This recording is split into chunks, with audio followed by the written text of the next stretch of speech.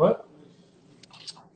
Yo, All right. not bad. You hear me? Now, hey, bro, the fucking internet. Like, Can you hear me now? You can hear me? yeah. Yes. All right. Yeah. The internet, yo. Like, Yeah, what can we 75 people when I closed out. I seen 75 people on that joint. do? Man, I mean, hey, bro, you know, your history is rich. You know, for whatever as you said, ex member, but from a legendary crew that put such a stamp in hip hop. And can I ask you some more questions about that? Absolutely. Okay. How? Let me take my filter off. Oh, okay. Okay. Go ahead. I'm listening. Go ahead. How did a crew from the Bronx, as we spoke earlier, I was talking about the Bridge is Over. And I know that was in the 80s. That was Right. late 80s, but we jumping 10 years later. You know what I mean? How did a crew from the Bronx get with two rappers from, you know, Queens? Yeah, right. Like you said, like geographically, we don't really get along. Right. You know what I mean? In those days, and definitely prior, like geographically, Queens and Brooklyn is next to each other. You know, they got highways, BQE, Brooklyn Queens Expressway. Brooklyn and Queens is close to each other. So they're unique in style, culture, music, you know what I mean, and interacting naturally because they next to each other. Bronx and Manhattan is uptown. They're next to each other. So our styles, lingo, and everyday life is the same. It's similar, right? So we disagree with our high schools. You know what I'm saying? Because junior high school, you really go in your neighborhood. It's not into high school, into Rikers Island. Rikers Island is the sixth borough. You know what I mean? Until you go to high school in Rikers Island, you're going to start running to guys from outside your borough, most likely. Quick question. Uh-huh. I've heard this. I know, like I said, I'm from Baltimore. I know nothing about it. C-74. Yeah. Have you spent any time at C-74? Yeah, I grew up in C-74. I grew up in C-74. I was like 15 going to C-74. You're supposed to be 16. You know what I'm saying? So I was going there at 15, and I was in when I turned 16 in May. When I turned 16, I was on Rikers Island. Wow. You know what I'm saying? And this was the 90s, man. We talking 94, 95. It was very rough. You know what I'm saying? Very dangerous. You know what I mean? So I grew up. I had birthdays. I spent a year here, a year there. Every year from the time as an adolescent, because C-74 is an adolescent building. Yeah. Yo, Hit, what up? California Kings, Hit, what up? That's an adolescent jail. You have to be 16 to 18 for C-74. They have adults that's going upstate, but majority is C-74 is an adolescent building. That's ARDC. That's right. So that's 16 to 18, the most violent building. You know, you had HDMs back in the days, but in my time, C-74, Fort Billing was where adolescents at war, where you got to test how tough you was, how dangerous you was, and what you was going to do with your life.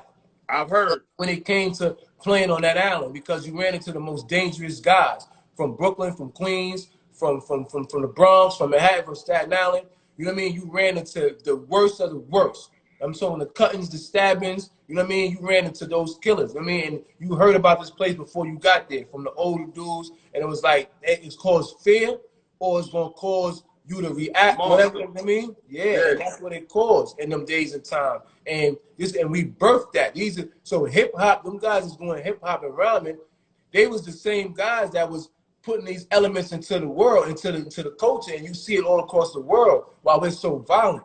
Brother, from a motherfucker from Baltimore, me hearing that, for me even asking you, I know because I've heard it on wax. Like, everything. Like I've seen the cuttings. New York, so that say I've seen the cuttings. I did some cuttings, but I didn't seen the cuttings, man. Before I was playing with the razors and trying to cut and getting into the mix, I used to see older dudes like really put in pain, like two tough dudes. The worst things I used to see was the toughest dudes go at it.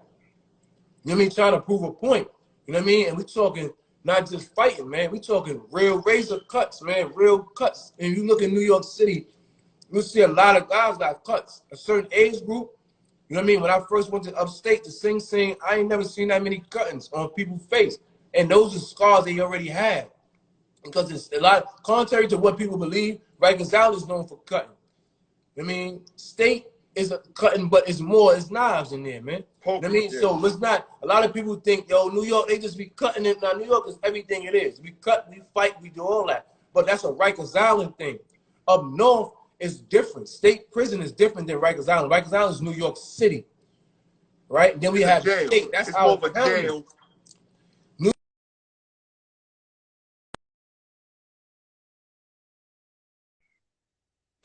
Yeah.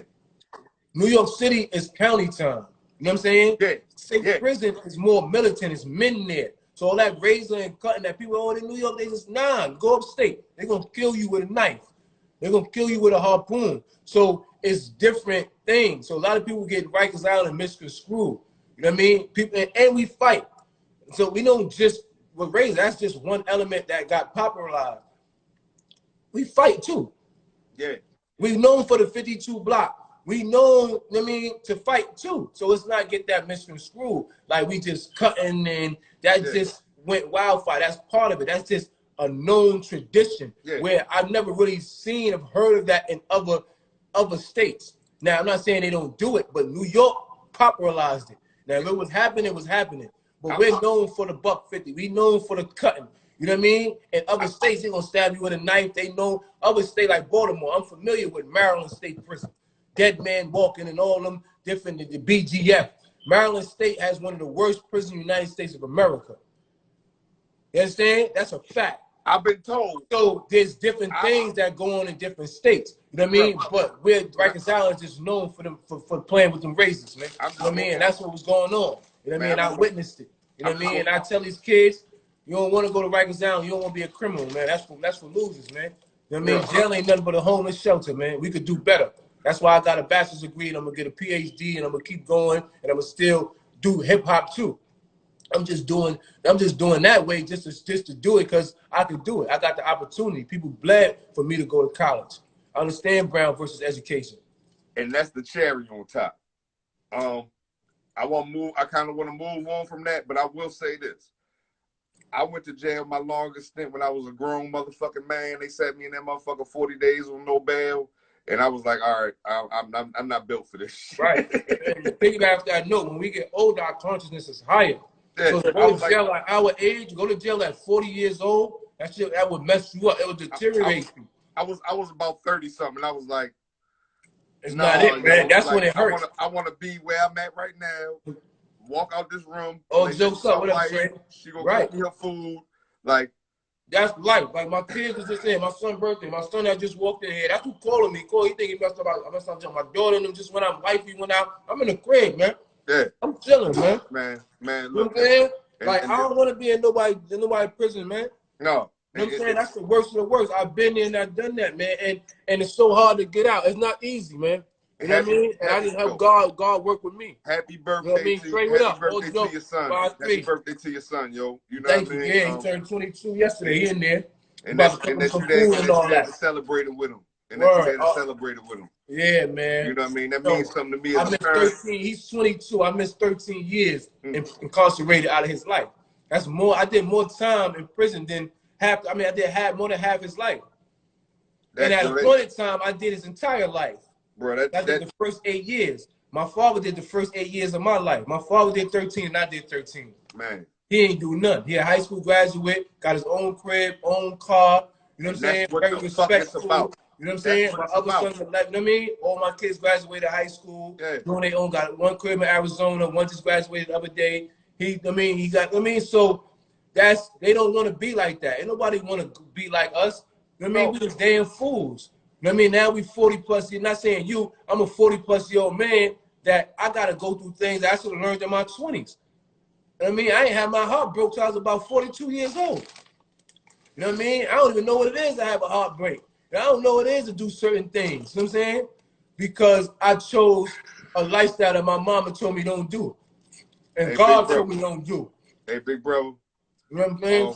I'm going to live my life on top of that. That's what makes me go every day. I love Like I'm a person. I'm gonna say this. I don't want to maybe say wrong. I love money like the next person. Because if you don't love it and attract it, you're gonna be in poverty.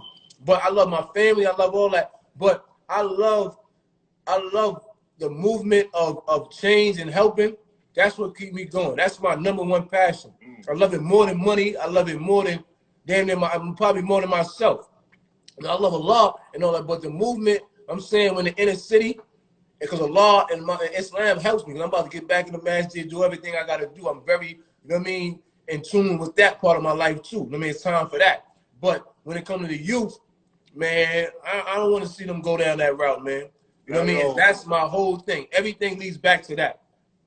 That's what got me through college. I got a bachelor's degree in psychology, class of 2013. You know what I'm saying?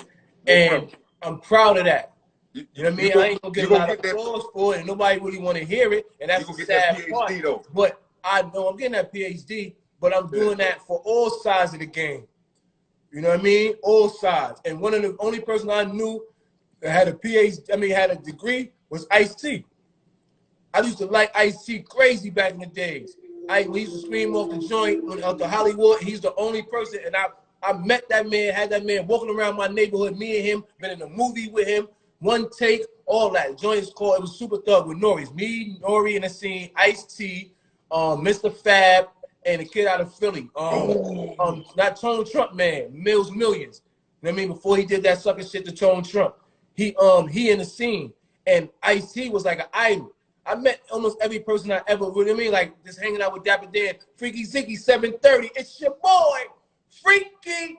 Time out, hold up. Time out. Freaky Ziggy in this motherfucker? Freaky right there. DipSet, Freaky Ziggy? DipSet, Freaky. Since then, he just left. Jiminy Crickets.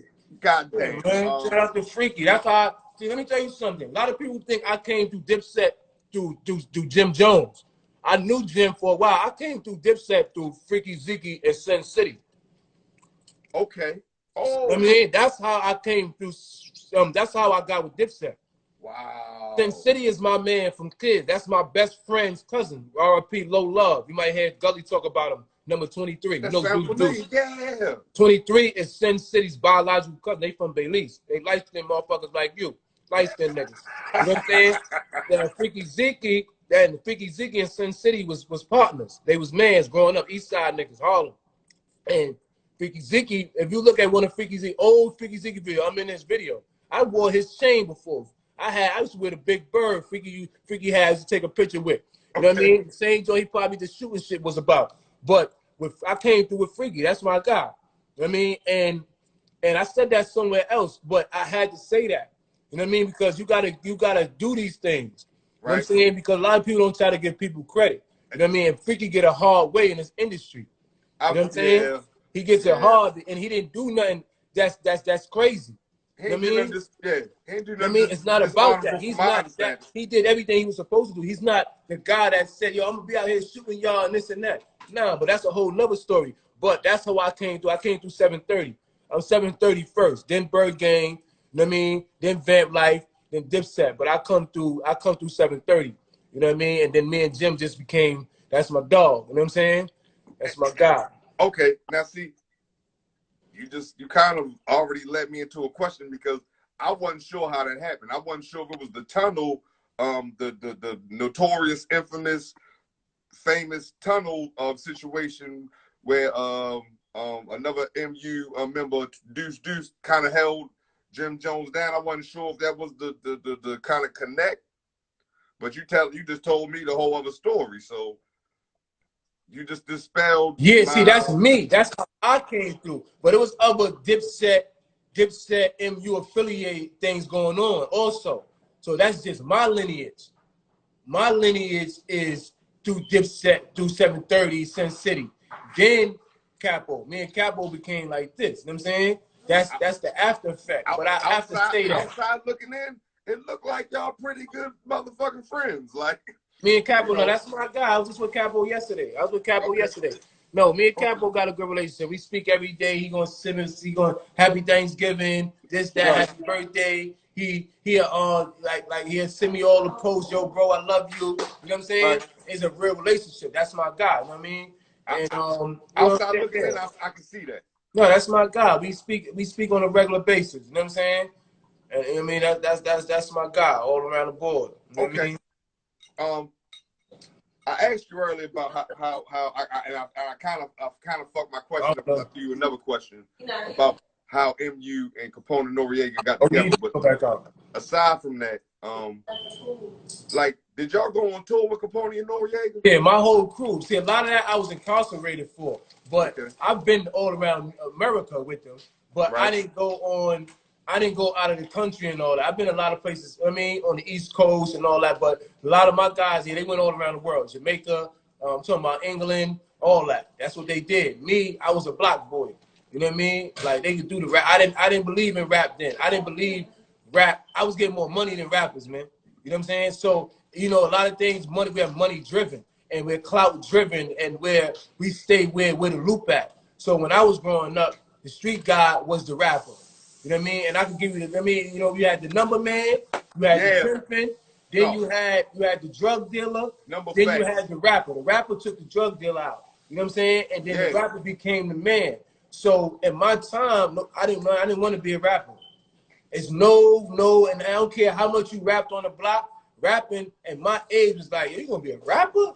Like, I mean, you're not gonna do this and that. You're gonna do it. You're gonna be, you know what I mean? And it wasn't something that was like honored to the fullest. It was honored in your skills, but it wasn't honored like for me to be like, I'm gonna just rap and I'm gonna make it. I didn't see that. I said, yo, I'm gonna be on the block and I'm gonna be successful.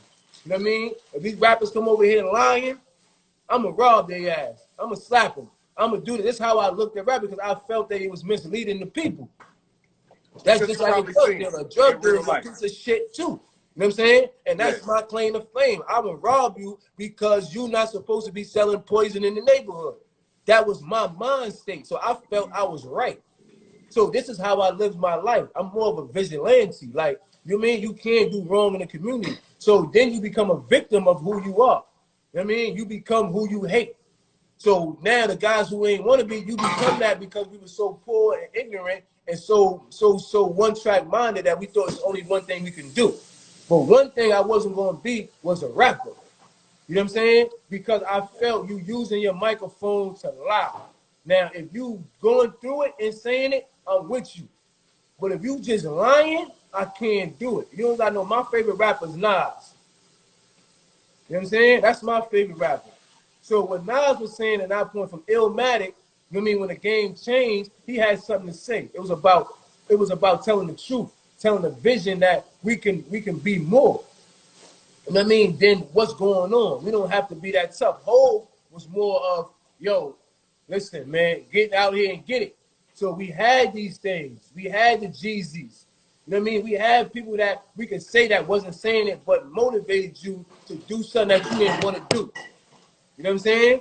And I didn't want to be a part of that. You know what I mean? And that's my only gripe. You know what I mean? I don't want to be a part of that, leading people astray. You know what I mean? And that's that. You know what I mean? Okay. I got a question. I'm serious about that. As you wearing the hat as you wearing right now, who came up with the phrase Yolla? Yo, Yolla, I'm the second Yolla. The first Yolla is Down Leezy. He just came home. And Down Leezy back in jail. That he got to go back in. He went in today. What? He be home in like a year. He was out on bail. He was out on bail for a couple of days because he knew he had to go in. So he came out for a little while. He'll be back in a year. You know what I mean? But I'm gonna get in contact with him. You know what I mean? We're gonna get him on the phone. You know, but he had to man up to a situation. Okay. You know what I mean? And he'll be back. You know what I mean? He'd be in a better situation. And that's the whole thing. We gotta have accountability for our actions. That's true. I mean? That's why we preach, stay out, and do the right thing. You know what I mean? And sometimes your past catch up with you. You know what I mean? And sometimes dealing with the system, we gotta go and pay the price. That's our life. You know what I mean?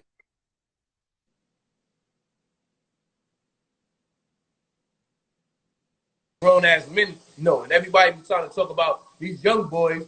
I keep telling you, keep talking about these young boys. We need to talk to these old ass men too, because us older guys, we do a lot of BS.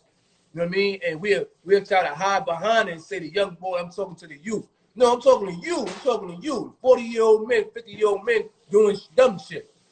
Yeah. You know what I'm saying? And trying to blame it on the youth. No, the youth is real smart. They smarter than you. You know what I'm saying? Now we're gonna try to stop those who are going astray, but we can't. We gotta heal us too. We gotta start having peer-to-peer grown men counseling. That's what he like. You know what I'm saying? And Yeah. I mean, this is why I don't mind speaking to you. You know what I mean? Because you on a square. You stand on your square. You stand on what you believe. Yo, I'm hip hop. This is what I believe. You know what I mean? What I do off behind the scenes. You know what I mean? I understand where you're coming from. You know what I mean? Where your passion is at. So we can talk. It's a lot of people I turn out, I ain't doing that interview. I ain't doing, you know what I mean? Interviews out of now, I ain't doing that. Because you don't represent what I represent. It's nothing I'm not looking for no favor. I'm not looking to, you know what I mean, no money or, so a lot of people just try to, you know what I mean, they don't got no principles, man.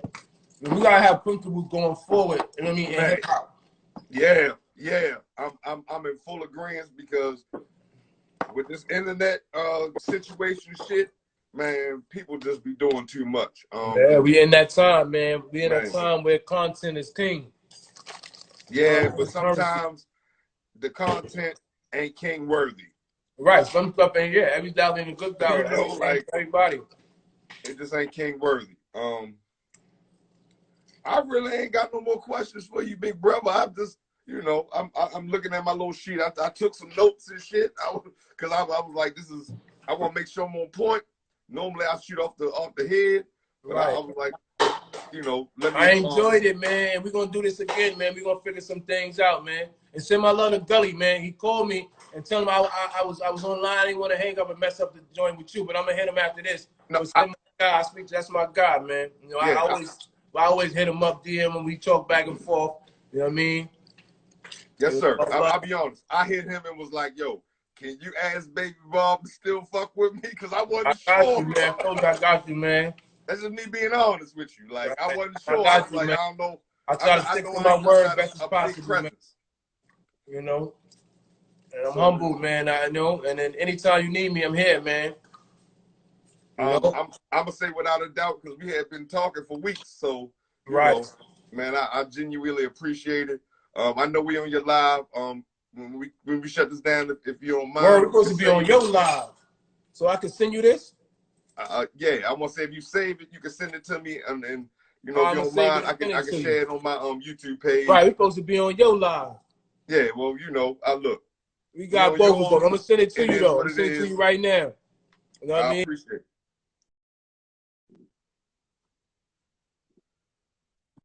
Closing stores. I told you, man. I'm gonna send you some stuff, man.